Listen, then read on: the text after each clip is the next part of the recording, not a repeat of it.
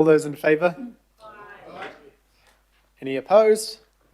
No. Perfect. Awesome. Thank you. Right, where are we? Item 11, Auckland Council submission on the proposed amendments to the Waste Minimisation Act. Hannah and Tanya. No?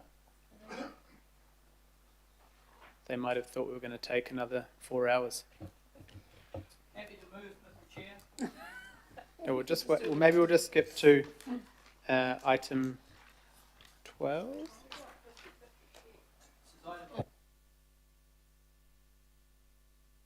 They're just on their way. They're just on their way, so I think it's important that we don't just... Or we can just... I think we can just jump to item 12, if that's right. Emma and Noel. Yeah.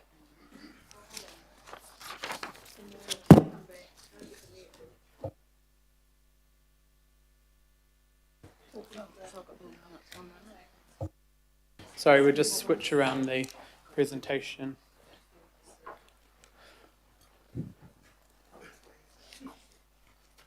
Thank you. Just to the chair, just declaring an interest. I don't think I have a conflict of interest, but obviously my other hat, for Te Kawerau Amaki, I've been involved with this, so I'll step away from voting on this one just to keep it calm. Kia ora, thank you, Member Ashby. Through the chair, I was going to suggest we skip the presentation in the interests of time, if that's acceptable. I think it's probably good for the context, if that's okay, sorry. Certainly.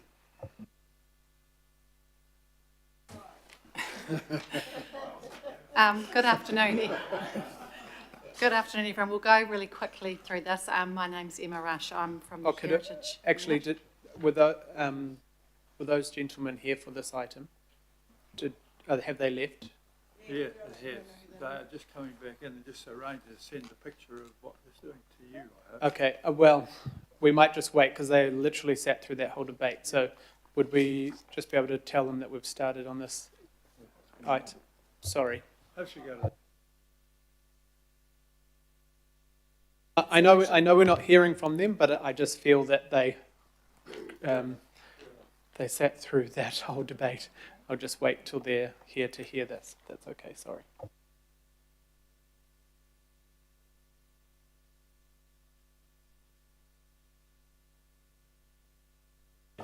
We'll just pause any questions. We'll just...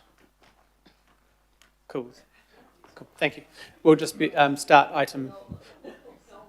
I didn't realise this was the item you were here for, and I did not want you to sit here literally all day and then not hear what you came for. So kia ora and welcome. Item 12. Kia ora, everyone. My name's Emma Rush. I'm from the Heritage Unit, and I'll just quickly take you through this presentation, which all of this is covered in the report. It's just a little bit of background for you. What do I do? Where am I pointing to? Oh, there we go. Right.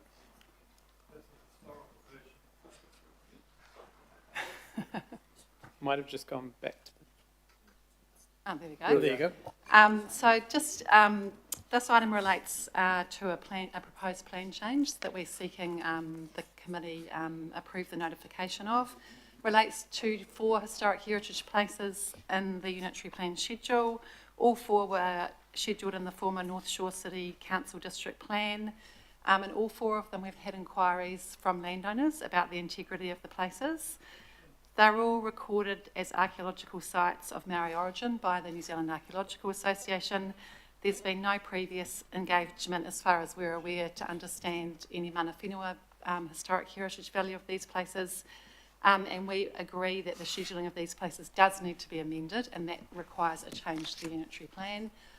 2 of them are in Upper Harbour Local Board, and 2 are in Devonport Takapuna. In terms of the historic heritage in the unitary plan, the only things that are in there are significant historic heritage, so everything has to be reviewed against the unitary plan criteria and thresholds.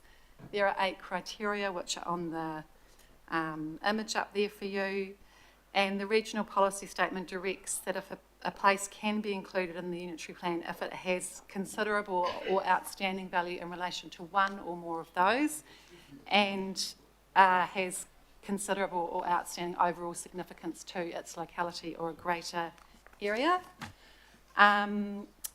These 4 places are all identified in the Historic Heritage Schedule as places of Maori interest or significance, which means they may also be subject to the sites of significance to mana whenua overlay. The unitary plan criteria for mana whenua states that evaluation needs to be whether the place has a strong or special association with or is held in high esteem by mana whenua for its symbolic, spiritual, commemorative, traditional or other cultural value. So we've consulted with 13 local, 13 iwi authorities based on Rohe to understand whether these places have mana whenua values as part of the overall evaluation of them.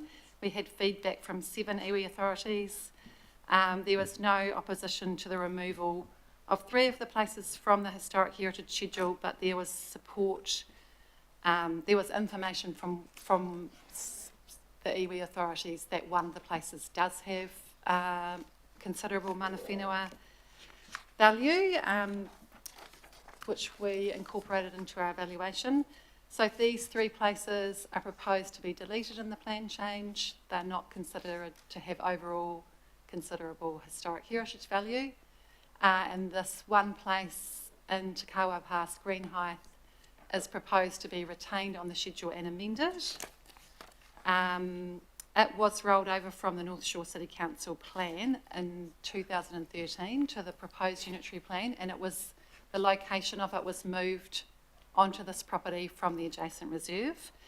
The operative unitary plan text and mapping doesn't accurately reflect the identified values of the place as we currently understand them.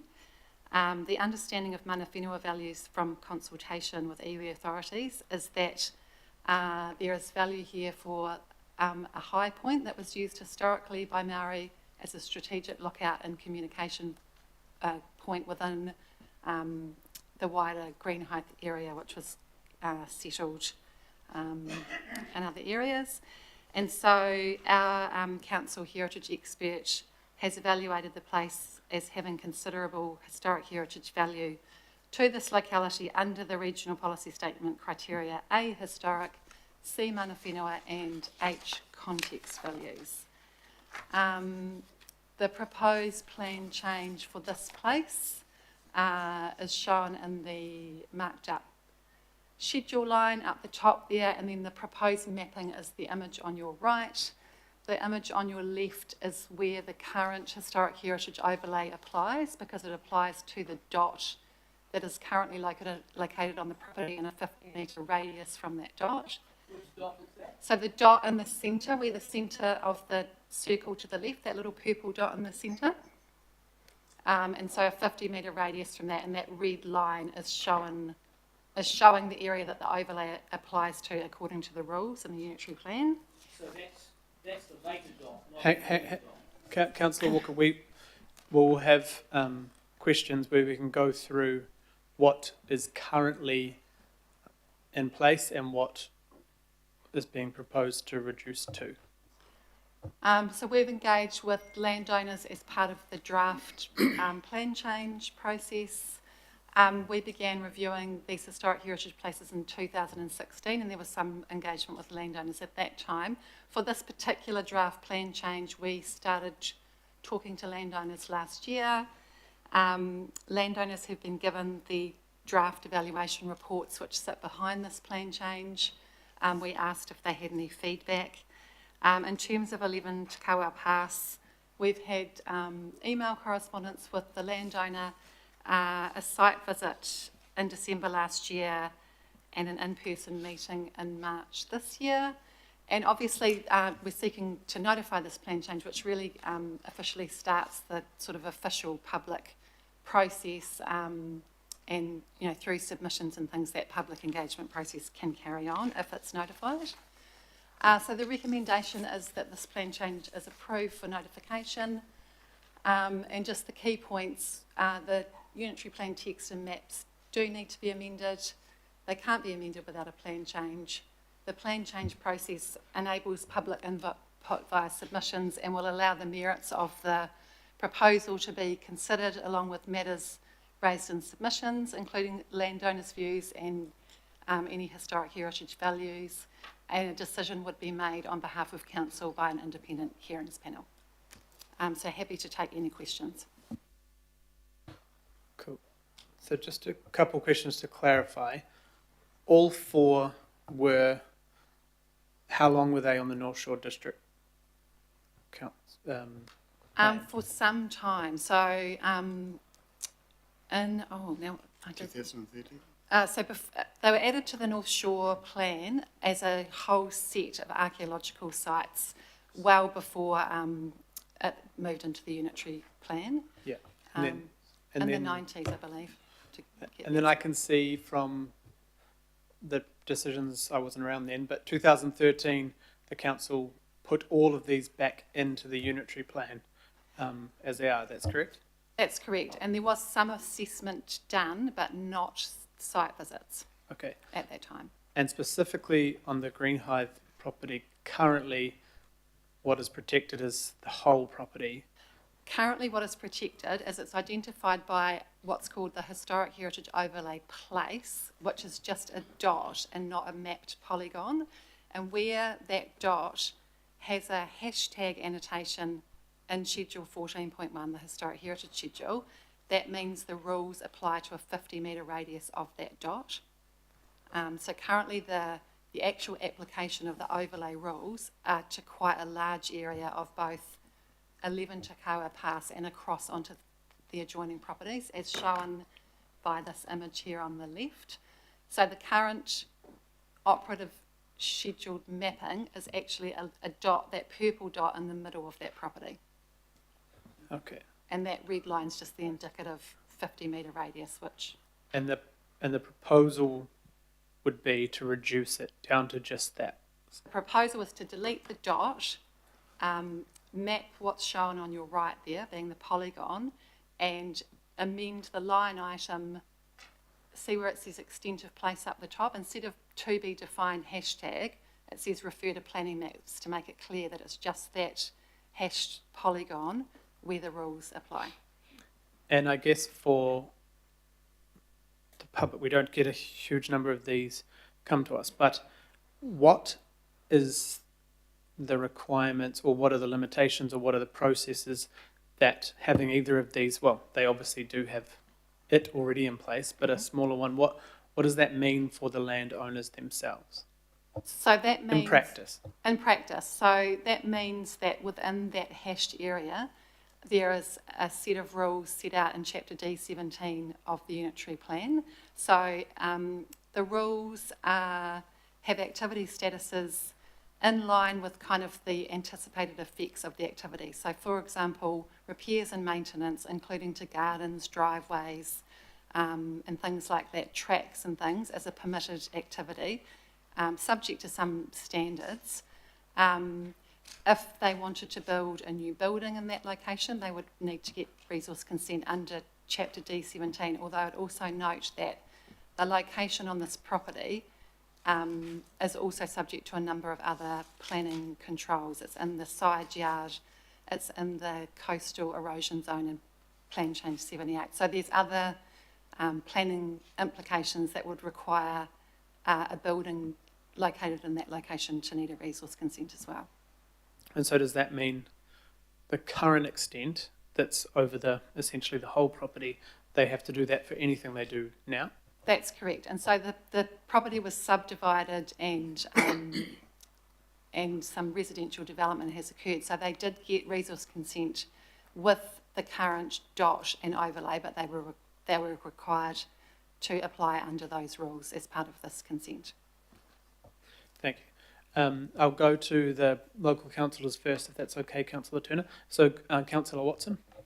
Yeah, thanks. So I got a couple of questions in terms of the evidence for this one site. So fine with three of them, but this one site at 11 Takawa Place, it's called RL 50, and in our agendas, it details the background, which I don't think is reflected in the attachment, I should say, how this particular site has evolved. And by my reckoning, this is the fourth time it's moved in its location. So it's been a moving site anywhere up to 200-300 metres by the looks of things. So I'm just interested in the evidence, the archaeological evidence here that's recorded in the attachment. So the first record of it being archaeologically recorded, 1961, by Owen Hooker, and he said he noticed that the site was already destroyed. The original archaeological site record for the place did not identify any evidence, archaeological or documentary, for a settlement in this location. That came from him. Then Russell Foster inspected the site, same site, 2001, updating the NZAA record, and he said no evidence of any archaeological site at or near this location, and he recommended that the site be deleted. Then we had the North Shore Council, City Council, in June 2010, and they recorded the site had previously been destroyed. The report recommended that the site be removed from the North Shore schedule. Into the Super City, 2016, Auckland Council archaeologist inspected the recorded site location. The recorded site location was found to have been entirely earthwork for residential development. And then finally, 2017, an officer in the Planning Information Advisor Northern Resource consenting. The conclusion reached by council archaeologists is that the site has no surviving physical integrity and does not appear to meet the AUP criteria for inclusion, and we recommend it will be removed. So all that archaeological investigation shows that no, this site doesn't exist. So how are we proceeding with it? That's correct, and I think if you look at the screen up here, so each place in the unitary plan has to be reviewed against all 8 criteria, and I think you'll also note from that attachment that advice in 2016 or 17 very clearly said that the review of the place, while archaeological values may not be present, was always subject to mana whenua engagement. I think one of the important things to realise is over time we can find out more information about the historic heritage values of a place. And so this place has been evaluated as having historical mana whenua and context value, not knowledge value, which is usually the one that's associated with archaeological remains. So the values that are set out in the report evaluating the place clearly state that those archaeological values aren't there, but there are other values that the place retains. Yeah, see, I contrast them with the other sites that are in the same location. The Par site, evidence there. The Midden site, just further up, evidence there. Just further up, another Midden site, then a Terraston Midden site. So 4 other sites clearly identified, clearly archaeological evidence, and quite rightly recorded as such. This one, not only does the whole background since 1961, question the very existence. There just is no evidence, and they're all saying the same thing, is that it should be removed. And then the further factor then going to that is the way it's now getting moved around, like a movable historical site. Now that doesn't seem in any way that it's justifiable when you can, and it's not small distances, it's not within that little 80 square metre bit. This is 200 or 300 metre big jumps from here to there to the next place. Where's it going to be next time it comes round? So this has repercussions for the landowner in that respect, doesn't it?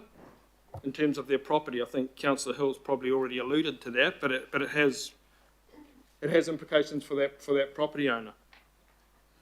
Yes, it's correct. It does have implications for the property owner. And as I said, archaeological values are only one of the 8 criteria which we assess a place under. And the other point I'd make is we're only seeking to notify this plan change, so the merits of it can be canvassed through that. We have an expert who supports the values of this place as being overall considerable to the locality. It's possible through a submission process, we may get other evidence from other parties which say something different, and that will need to be assessed through the process. Yeah, I guess most people would say that there should be some basic threshold met for going out for submission. And in this case, all the evidence you've got in terms of there just is no evidence. In fact, the only evidence that there is to show that the site it doesn't exist. It's been destroyed, and now it's somehow been reinvented in another shape in the form of a lookout. I'll go on to the Upper Harbour Local Board because they're part of this process too, and they were presented with all this information. I guess the first thing that they showed that in some of their material was that back in 2012, in terms of another plan change that related to the same site, that the relevant parties went engaged with, were and consulted with, and they recorded that as an objection, didn't they, in terms of their board meeting back in 2012, in terms of this site? I'm not quite sure what you're referring to. Perhaps the proposed unitary plan? Plan change 39, I think it was. I'm not sure what plan change 39 is. Are you maybe talking about plan change 38 to the North Shore City Council Okay, plan? 38, And yes, if you're talking about that, that didn't make any change to the cultural heritage schedule of the North Shore City plan? Yeah. So what did the Upper Harbour Board recommend as a potential solution to this impasse of this moving site that has no archaeological evidence to back it up? They proposed in their resolutions, I think, that are attached to our paper somewhere, a solution, didn't they? They thought that they preferred the plan change to be notified only applying to public land.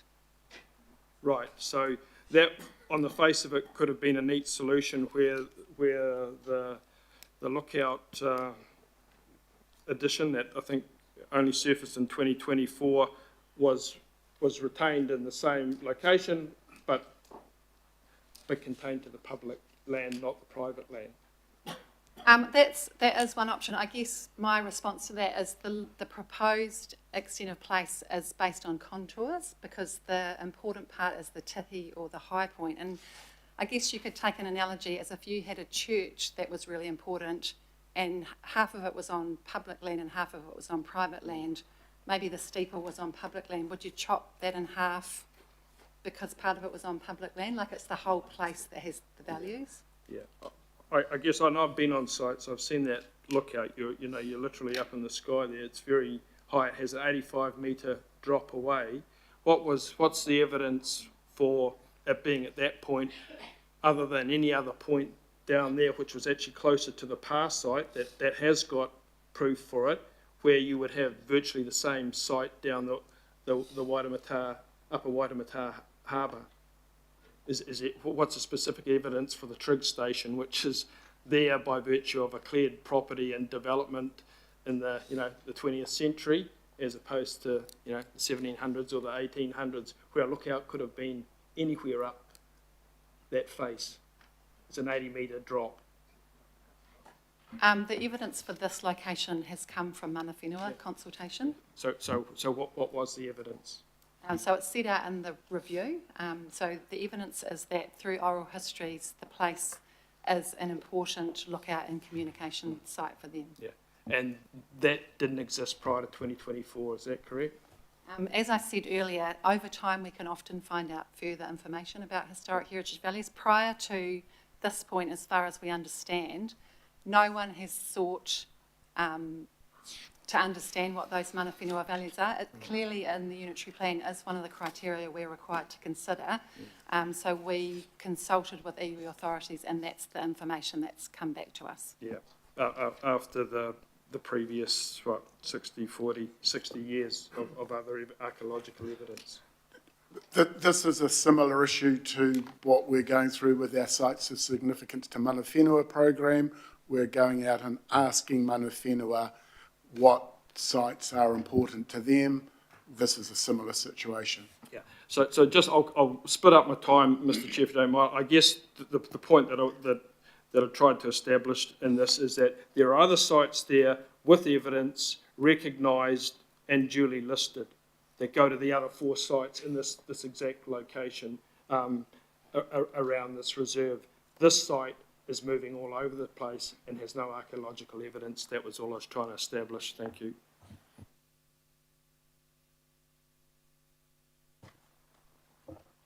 Cool, thank you.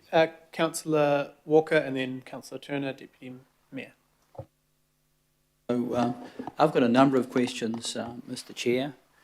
I've also circulated the material that was emailed to you earlier on this morning. It was also emailed to myself because I'm the ward councillor. And I was contacted by the landowner, and as a consequence, I've visited the site. In addition to that, I've done a not inconsiderable amount of research, and I can attest to that. So I'm tabling that information. Everyone's got it. It's great because I want to actually speak to that information. If I can just have the picture, which is the aerial shot that shows the house site. From the PowerPoint presentation? Yes, please. Yes, please. Thank you. Showing the, you mean the one showing the current protections and The house site. Just there. Okay. So the house that we're talking about is the house that's fairly close to the bottom of the screen. Okay? And there's an earlier dot that you see that is in the middle of that site. That dot is dot number 3. If you have a look at the documentation that's in that email that you've got, you will see the first location, which is a dot that's further back, probably, I would suggest, beyond the red circle, not even on this person's property. Okay? That was dot number 1. That was investigated in 1961. can we just try and get to questions, please? So, well, I'm speaking to this. I'm going to ask the officers to confirm this. So it's clear that dot number 1 is further up. Unfortunately, you don't have this on your screen, which is why I'm bringing it to your attention on this package in the email, which shows the location. So 61 was further up, beyond that red circle. Then it moved to the right, right off the screen, right off the cliff down towards the sea. That was in 2002. And then it moved onto the site. Can we please have questions, Councillor Walker? So I'm just wanting to confirm these changes. And the question I've got is, can you actually move an archaeological site? Can you move it? I think this plan change refers to that dot on that map, and that is what's in the unitary plan at the moment. The only way to address the issues that you have is through a plan change. So just to be clear, All the other sites are not relevant to So- that dot. so my question is, that dot, in my understanding, is an error because the original dot that you worked off, that the North Shore City Council worked off, is actually above the red circle. That's correct, isn't it? So And that is the dot that was subject of the visit of Hooker. the issue of potential errors in this is on the table, yes. Okay, But I don't want to get confused by saying that the dot has moved around. It's been in that place in the unitary plan. That's the issue that needs to get addressed. The only way to address it is through a plan change. okay. And is it correct that the original dot that was visited by Mr. Hooker, Owen Leonard Hooker, in 1961, doesn't have any supporting evidence to support why that dot was there? That is correct, is it not? That's my understanding. As far as, I mean, I wasn't here in 1960 and you probably weren't either, but I mean, as Noel said, we're not talking about an archaeological site here. We're not proposing that this is scheduled as an archaeological site, so I think you need to put the archaeology to the side. We are saying this place has value for its historic mana whenua and context values, and that's because we've got new information, because we sought to consult with mana whenua about their values. So that's the proposal on the table. We agree that the dot to the left is wrong. It needs a plan change to change it, and the current information we have is based on those other three values which point to that proposal, not to the archaeology of the site, whether it was right, wrong in 1960 or afterwards. But my question was, you can't actually alter an archaeological site. You can't shift it, can you? And it has been shifted. It was, the officers just said I have this a question the of officers the just said officers. this is not an archaeological site. Okay, so the other Protection question for I've- archaeological sites okay, for far I stronger. understand that. So the other question I've got, because again I've visited the site, is it correct to say that there is a platform, which is a level platform in the vicinity of this site, and that platform height covers off the private property, but also covers off an area of reserve directly in front? Is that the case? I've walked on it. I'm assuming you've done that. Are you referring to the high point which we're proposing to apply the overlay to there? Because that covers private and public land, you're correct. So when we say high point, we're talking about, I would suggest, and I'll ask this by way of question, a platform effectively. That is the case, is it not? It's flat at that point. According to the contours, yes, that's correct. We've mapped Okay. it around the highest point on that property. Okay, that's fine. The other thing that I just asked by question, because it's useful for everyone here to know, is when you move a little bit further to the coastline, is there a sheer drop that amounts to 40 metres and then another drop that equates to a drop of 80 odd metres? Is that the case? I don't know the specifics, but the contours show a very steep drop to the south of that ridge there that you Okay. can see. Well, I've visited the site and I can tell you it's a sheer drop and is of some hazard were anybody to try and scale it. So the other question I've got, as it goes to the property owner, is it likely that the property owner could be experiencing a great deal of distress, particularly as it goes to the potential drop in value of their property, by having something designated on their property? Is this issue of concern to property owners generally? This site is already subject to a historic heritage overlay. It already is. All we're proposing is that it's reduced in its extent, and the only way to do that is by a plan change. That then provides the landowner the opportunity to present any new information that he hasn't already provided to us, which is extensive, which we have taken into account, and that gets assessed by an independent panel, and the officer's advice is the best way to address this issue is start the process. Sure, but have we not already established that the existing overlay is based on a mistake? So that dot no longer has any consequence, and neither did the earlier dot or the later dot.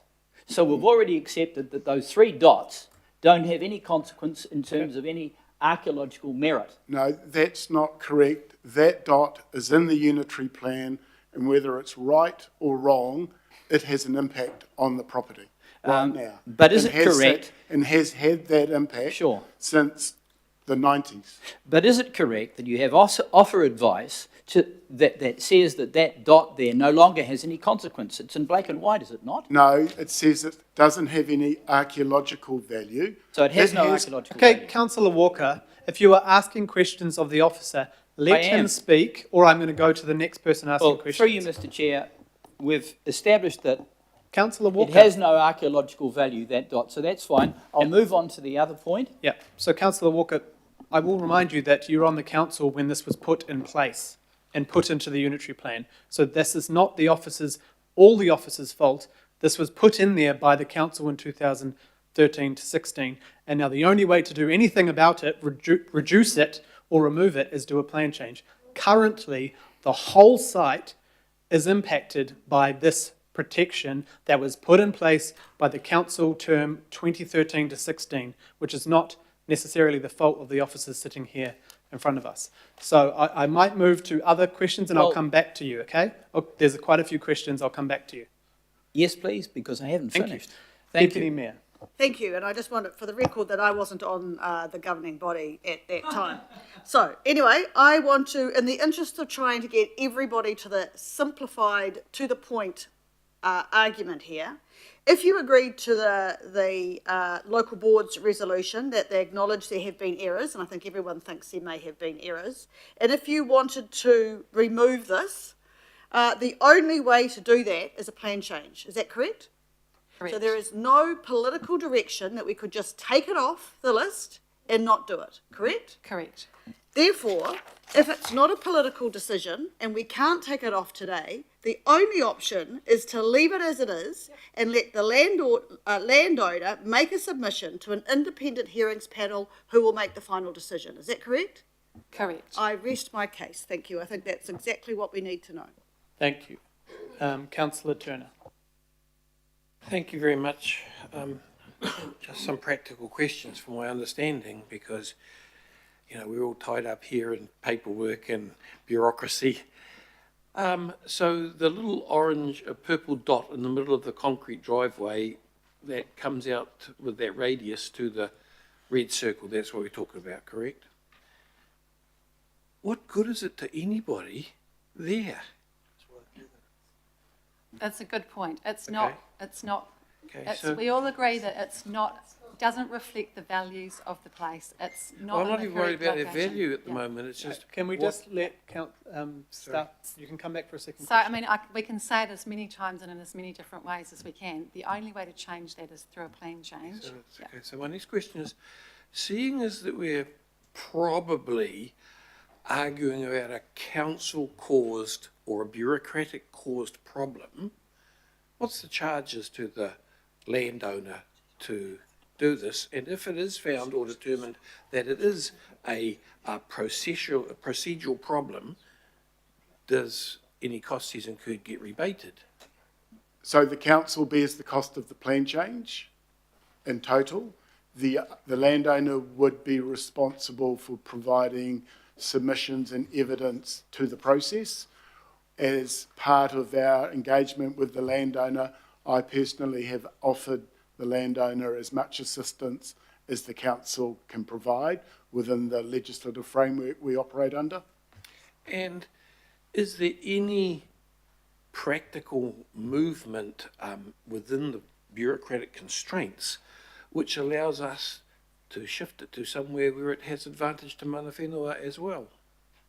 Once again, you would need to do the plan change to do that. And is the bureaucratic plan changey thing got any humanity in it, or how does this work?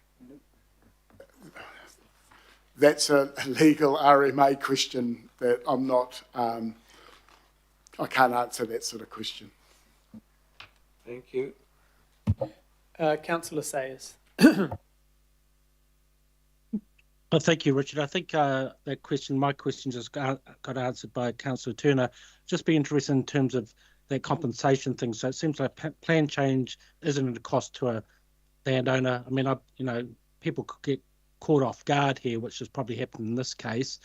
Of course, a concern to anybody in that situation. But in terms of other compensation, if nothing changes or a person can't use their land or develop it the way they wanted to because this suddenly turns up on their limb or their title, are there any compensation policies that Auckland Council has to compensate the person? Currently, no, there isn't. Just bear in mind, this property is already affected by this scheduling.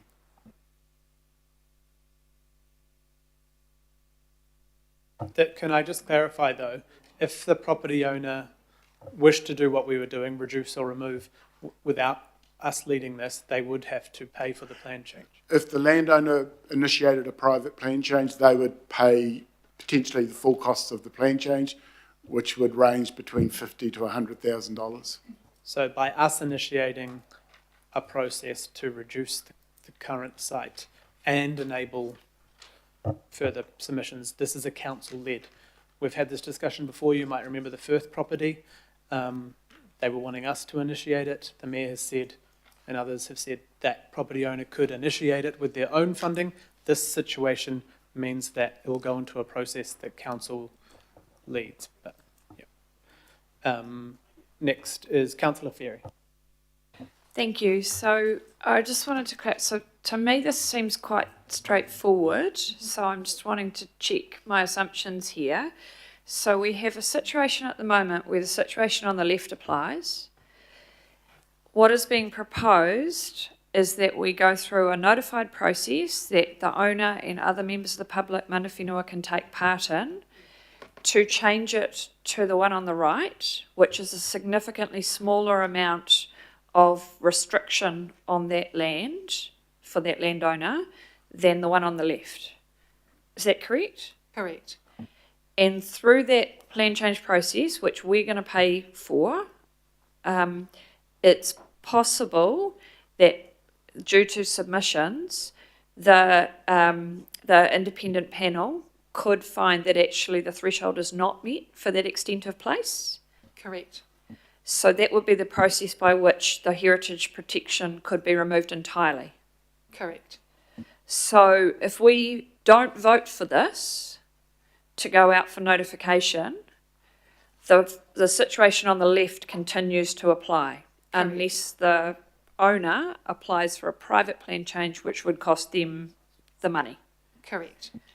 Right. Thank you. And I guess part of this is a plan change that includes 4 things, 4 sites to save money, right? That is the case. Correct. Councillor Filipaina. Do you want me to go ahead or shall you go back to Councillor Walker? We can't Doesn't question worry me. councillor. I'll ask.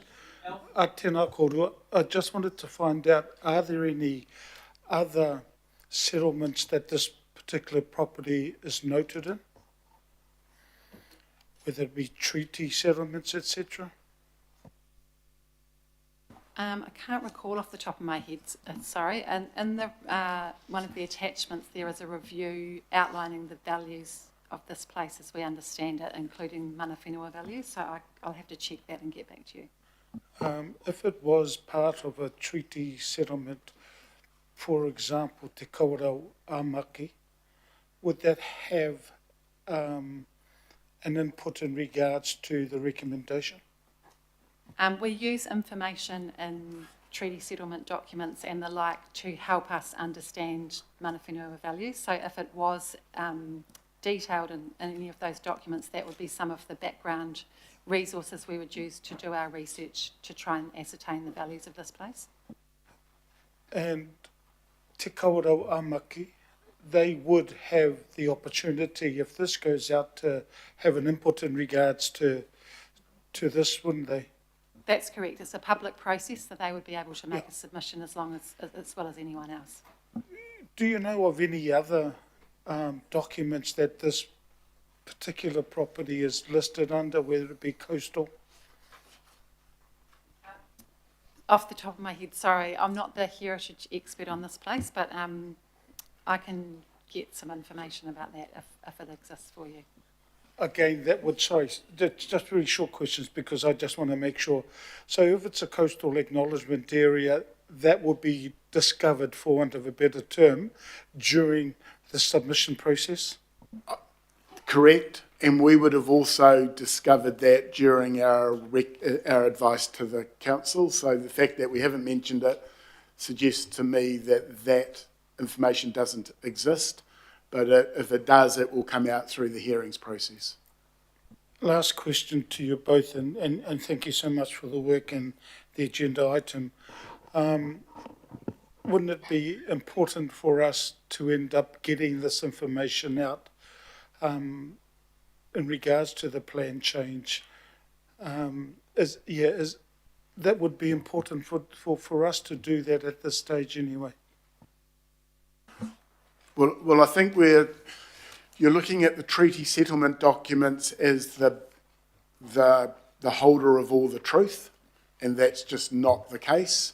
There is a need for a case-by-case assessment.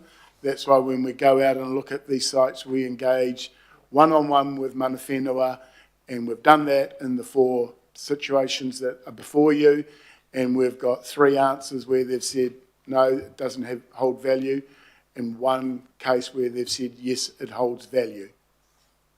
Thank you. Kia ora, Chair. Kia ora, thank you. Councillor Lee.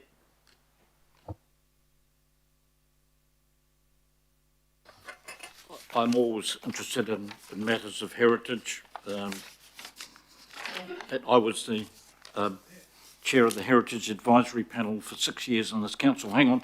So the objective here, there's 3 sites being delisted and another one amended. Is that so is there kind of a budget to it, a balance? 3 go out and the other one is moved to where it's... The 4 sites in this plan change turned up in this plan change because all 4 landowners have contacted us about the integrity of the site. So that's why we have 4 in this plan change. And I know from experience how hard it is to get sites and structure listed. It's not easy, is it? No. This process has taken us to do 4 sites, 18 months.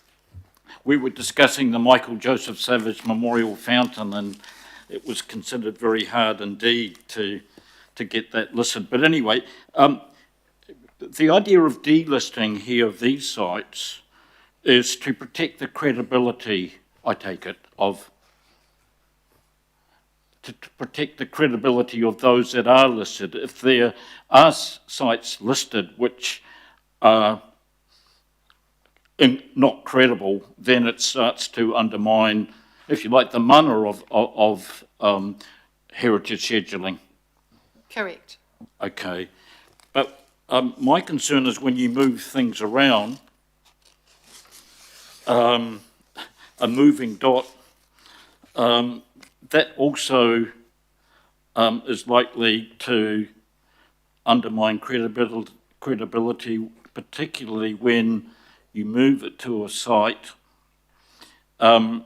which infringes property rights and, even worse, destroys or is likely to destroy property value. Just to confirm, Tauhinui Historical Reserve, and then it's got no physical evidence of a settlement site in this locality. Site subject to extensive residential development. No archaeological evidence has been located during recent site visits.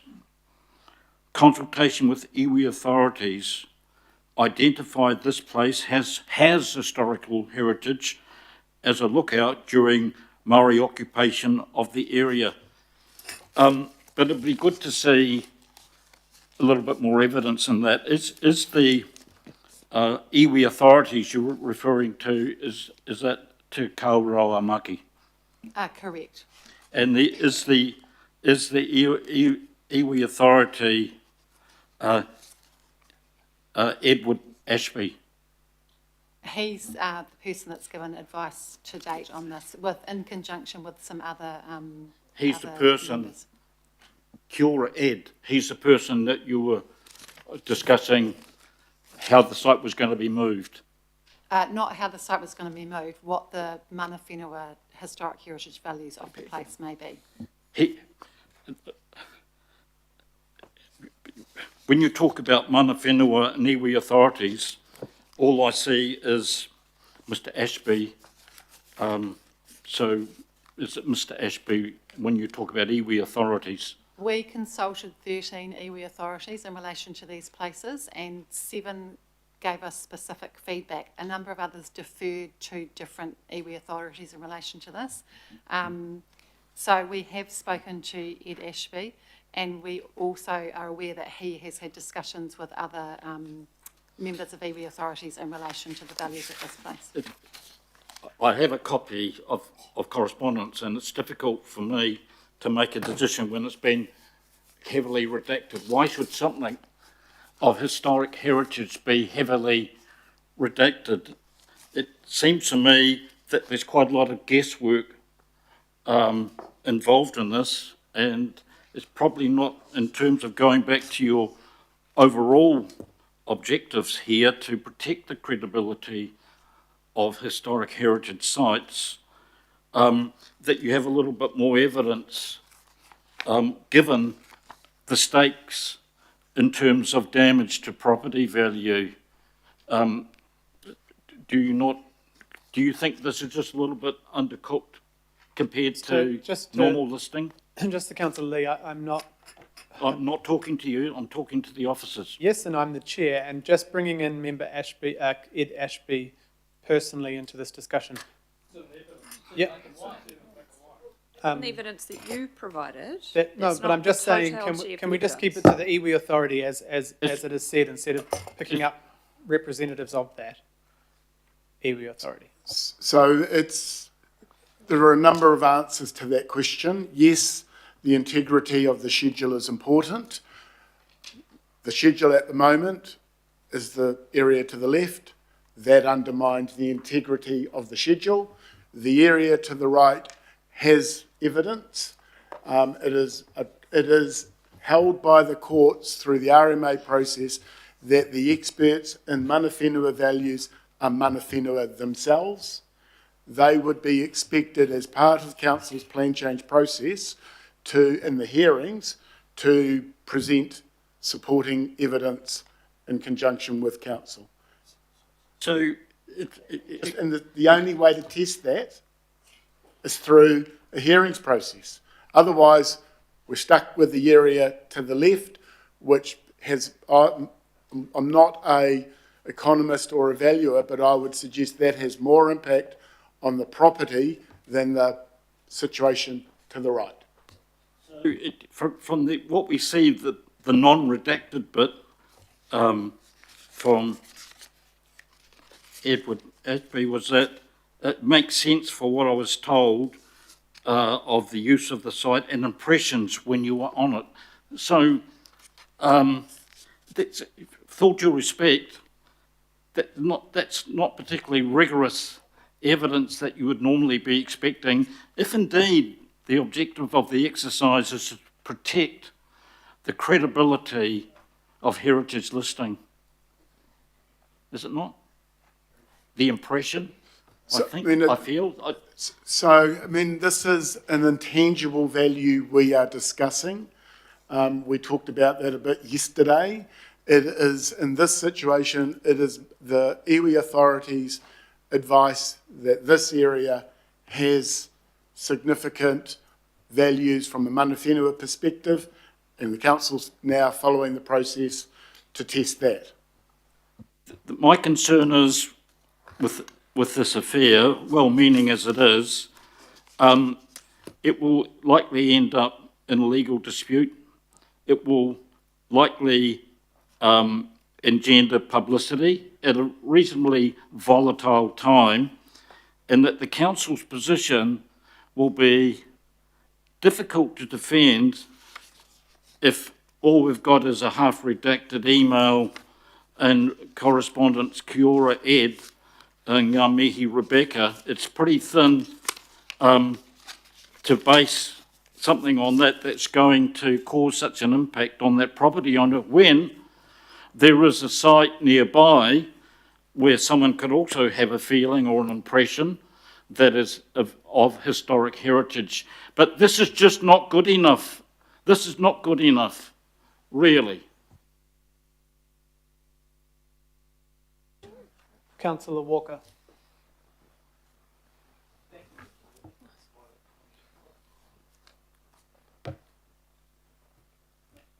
So, first of all, by way of question, I'd just like to confirm that the comment by the Deputy Mayor that a plan change is required to resolve this issue, and I'm talking about this issue here, is correct. There's no issue around that.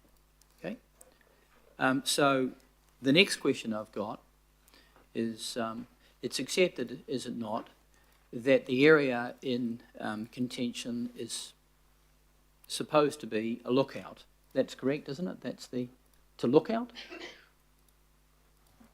That's correct. Okay. And practically, if we accept that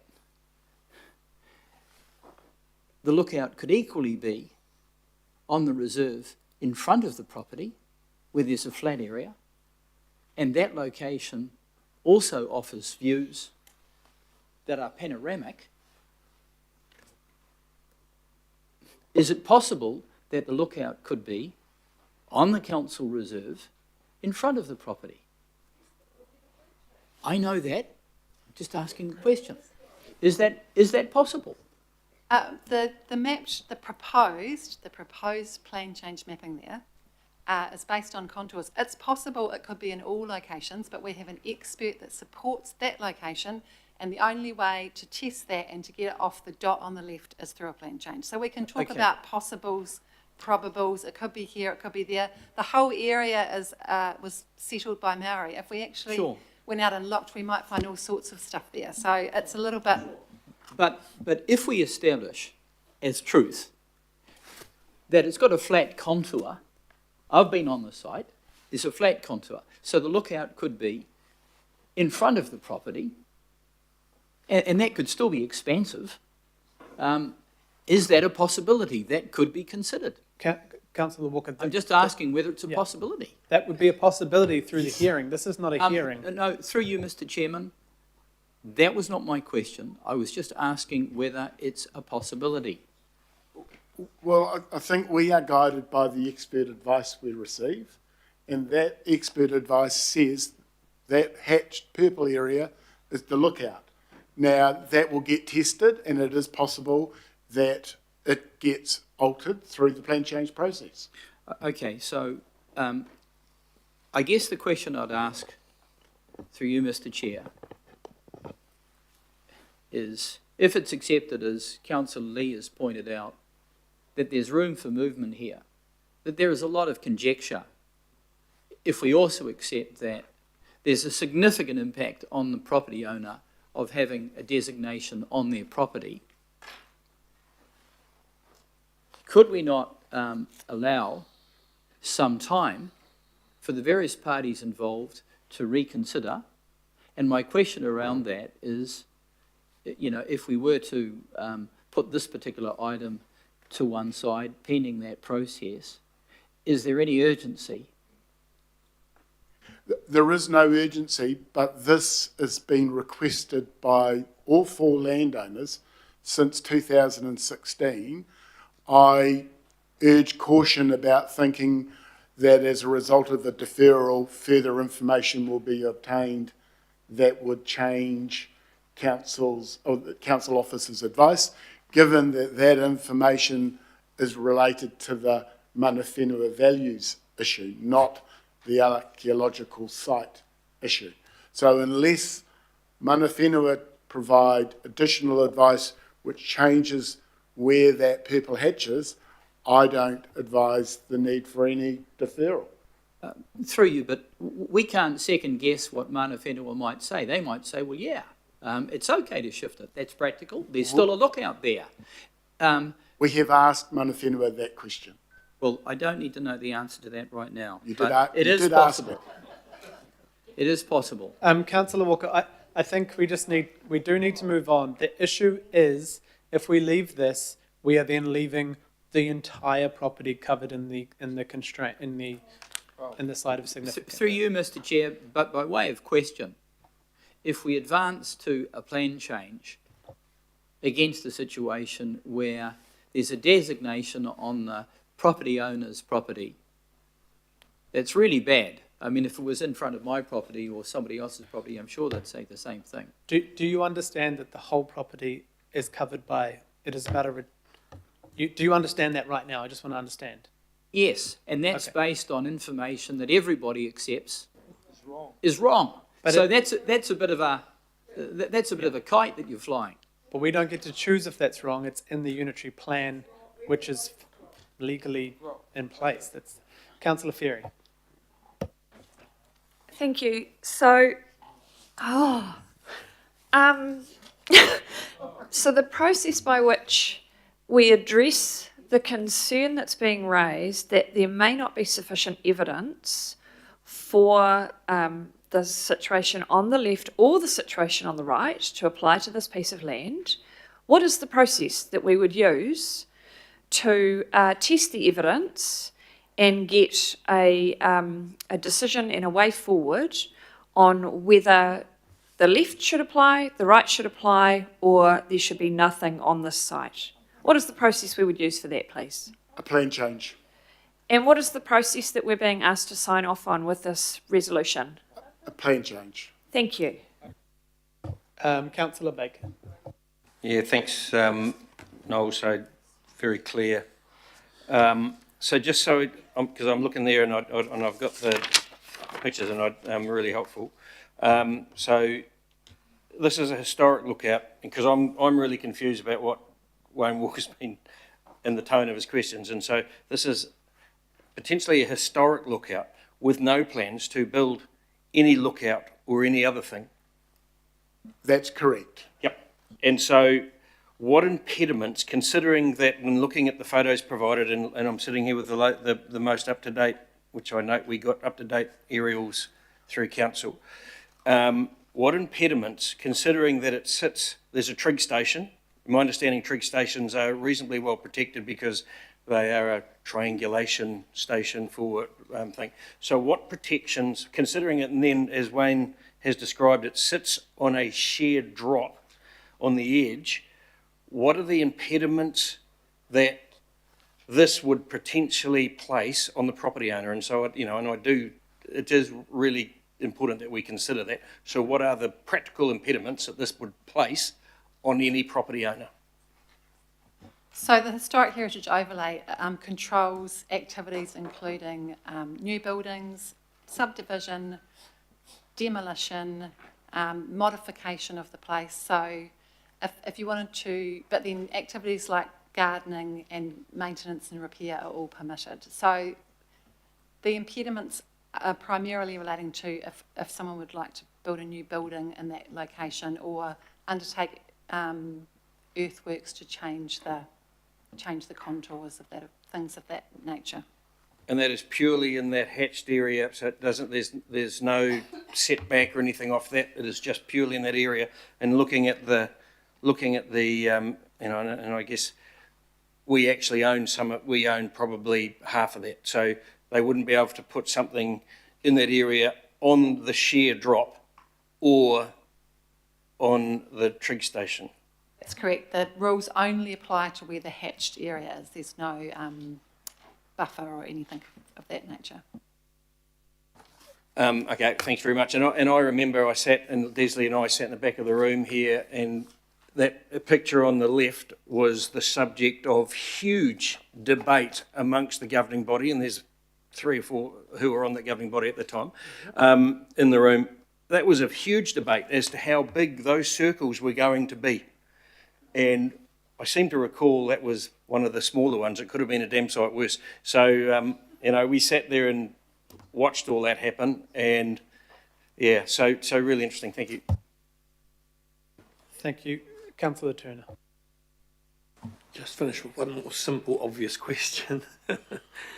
The council expects, if we say yes to this, it will be a streamlined, fairly cheap, cost-efficient process compared to most. You're not foreseeing any problems coming?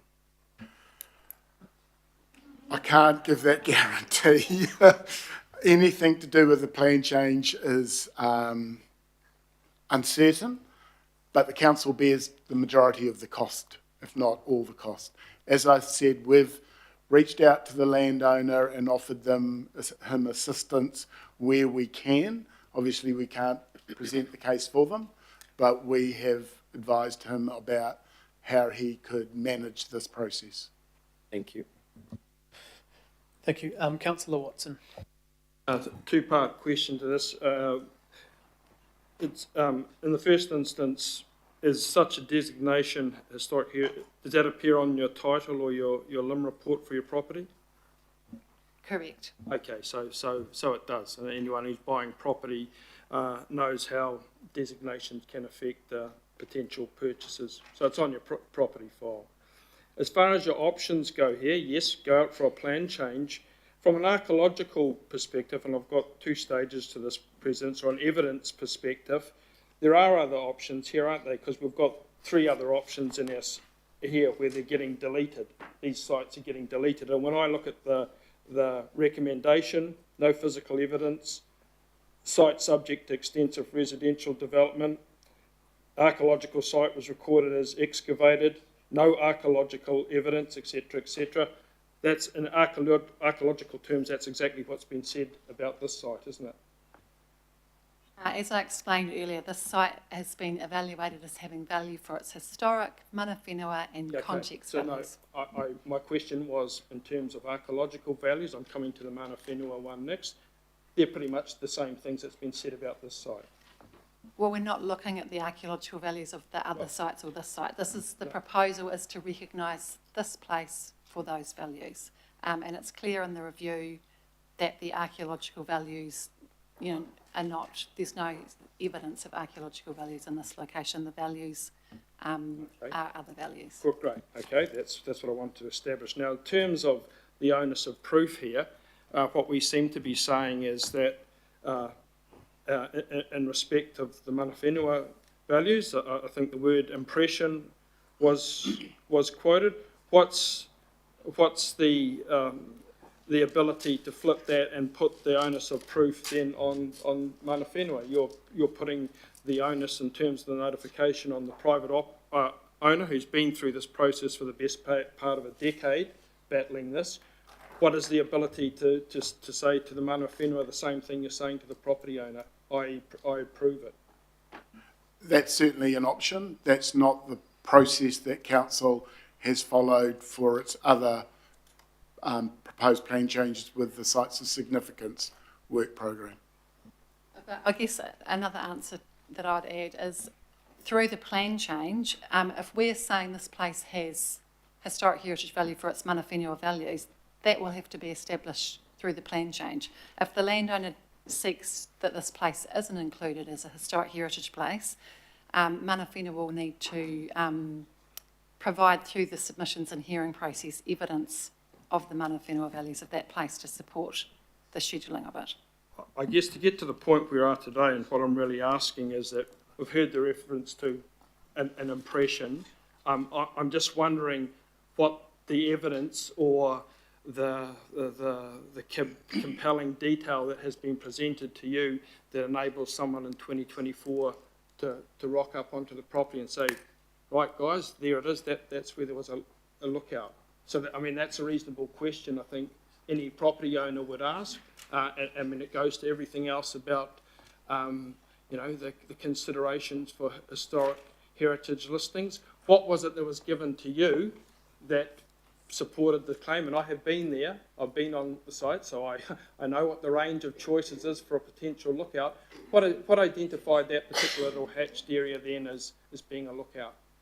I think the review that's attached to the agenda item makes it clear that this place has a long history of Maori settlement. We have been given information from mana whenua to understand that this was an important lookout site, and we've used the contours being the high point to locate where we think that should be. I totally accept that maybe there are other locations which could also reflect that, but the evidence that we've got supports that, the expert we've got supports that, and that could be tested through a plan change process with submissions from people seeking it be there, be removed, or be somewhere else. Okay, so just one more question, just humour me. What is the evidence? I've heard reference to evidence. What I'm really interested to know, because I live in a high spot too, what was the evidence that was presented? So we have information from Te Kawerau through their oral histories that this was an important point. We have had some more information provided more recently, which I understand is culturally sensitive. So that's the information that we have. So it's, okay, so culturally sensitive and oral history that identified that patch point just there. So just, as I said earlier, the courts have recognised that the experts in this area are mana whenua themselves. Yeah, okay. But there is another side to this, as we established, is the property owner, and you know there's an onus going on that person to prove and to contest this. And in fact, in any notification process, the advantages with what's going out, we all know that from any consultation or submission process. It doesn't quite seem to be an even fit, from my observation.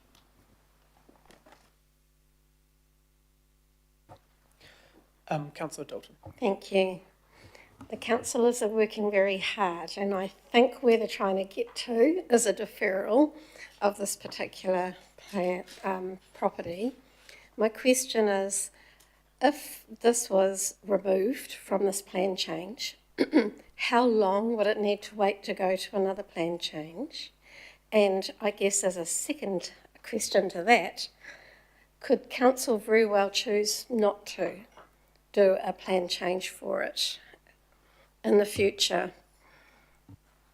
The council can make whatever decision it sees fit in this matter. In terms of a future plan change, if it was deferred for a month and a decision was arrived at, we would look to combine it back in with the previous three. And I assume you're meaning splitting this particular site out from the other three, or you're deferring the whole lot. I mean, I guess it could be. I guess it could be either or, yeah.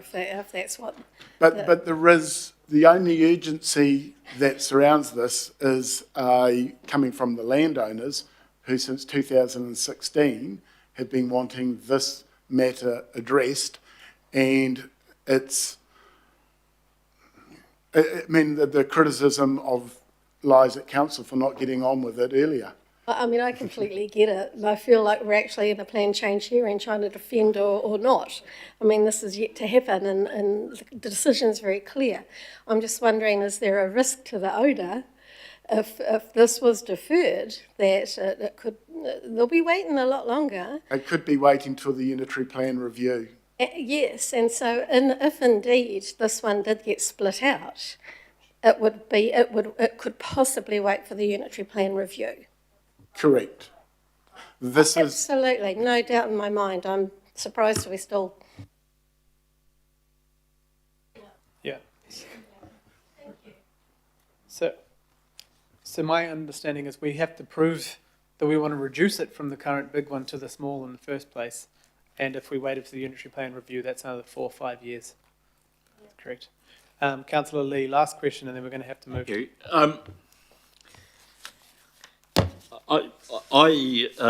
Excuse me, I may have made a faux pas by referring to the site, or one of the names of the site, as Tauhinui. And that's how it's listed in the schedule in the report. But in the email in which it is, email exchange in which errors with George Graham's recorded place names, may he rest in peace, the early century historian, it's referred to as Tauhinu. So, apologies to George Graham, the Auckland Council is also making mistakes with names in our report. So it looks like the name, one of the names of the site or sites that seems to move around and has two names is Tauhinu, not Tauhinui that you have in the report. In your email to Edward Ashby on the 30th of January, you referred to, there was a reference to Te Oko a Ratangi, the northern headland at the mouth of the Awa that held a lookout pā. Where did that information come from? I'm sorry, I don't have that email in front of me, but I believe the name of that place has come from consultation with mana whenua, with iwi authorities.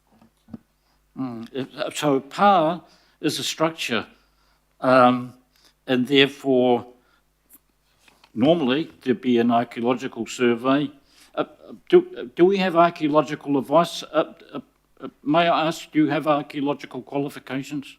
The person who did the evaluation for this place is an archaeologist. So I'm a planner. I didn't do the historic heritage review of this place, but the person that did is an archaeologist with a degree in everything.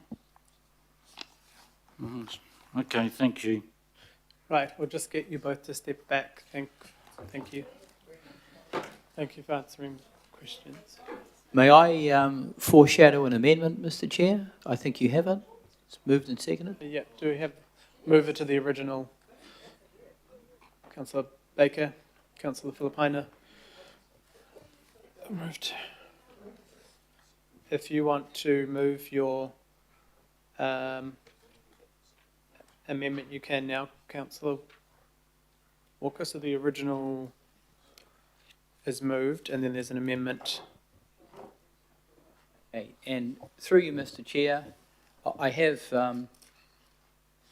run this amendment past officers to make sure that it works. Okay, may I speak to it, Mr. Chair? Yeah, that's your. So I think it's an amendment by replacement.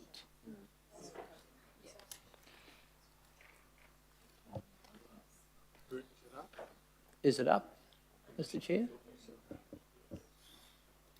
Oh, sorry, Councillor Fletcher. I didn't know you wanted a question.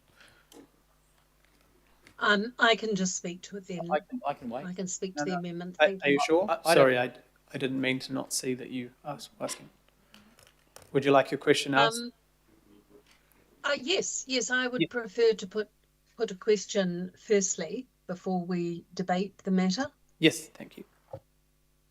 Staff are coming back to the table. Sorry. Oh, thanks. Thank you. Is Noel at the table? I can't see from where I am. Oh, sorry. Noel and Emma are back at the table. Lovely. Noel, you will recall that period that we considered this matter.